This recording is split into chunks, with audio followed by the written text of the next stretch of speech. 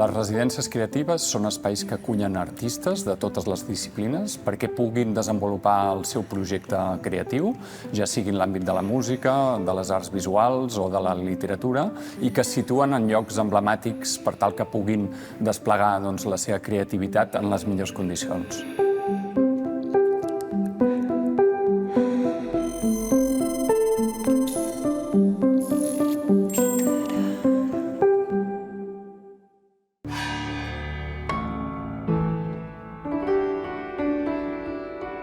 Em dic Anna Amigo Vilalta i sóc músic.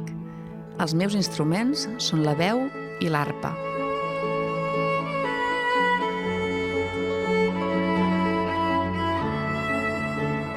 Jo soc d'aquí durant 4 dies per gravar el meu primer treball en solitari amb el productor artístic Eduard Iniesta, que és el que m'acompanyarà durant aquests dies de treball.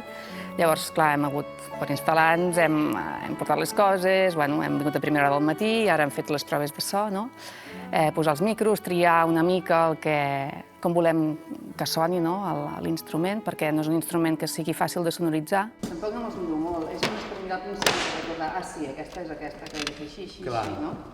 I ja està al final. Els micros els adequem a la teva posició. Sí.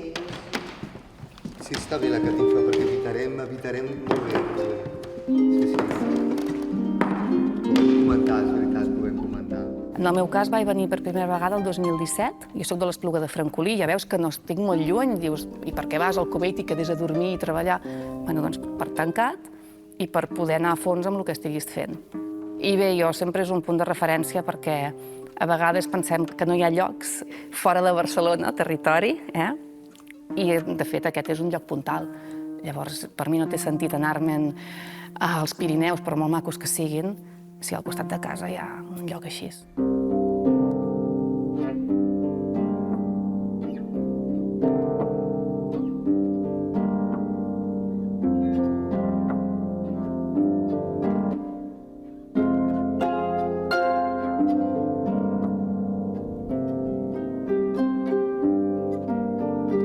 Tens des de primera hora del matí fins a última hora de la nit en un lloc insonoritzat, no molestes a veïns, no sents ciroll d'obres. Llavors és molt important poder crear quan realment t'hi veus en cor, no? Potser estàs treballant tot el dia i de cop és a les 5-6 de la tarda o a les 9 del vespre que dius, ostres, això és, ara ja he d'anar, no? I t'hi poses i ningú et diu encara aquest horari, no? Ningú et marca l'horari. Intentem sempre obrir-nos cap a la gent del poble perquè puguin conèixer i gaudir de la sort de tenir un centre de creació i que al final, l'any passat, per exemple, ens van passar prop de 150 artistes, què menys que puguin gaudir d'aquesta qualitat artística que estem fent bullir aquí al convent. Quan vas a fer una residència artística, normalment no hi ha una moneda de canvi fixa. I llavors jo puc decidir de quina manera torno a haver-me deixat treballar aquí. Llavors, també és un punt a favor del Convent de les Arts, que és molt flexible. Llavors, en el meu cas, jo he decidit que la manera com ho tornaré és ensenyar a la gent del Cuber aquest disc i fer la presentació aquí. Hauria pogut triar fer un taller d'arpa per nens a l'escola de música, també.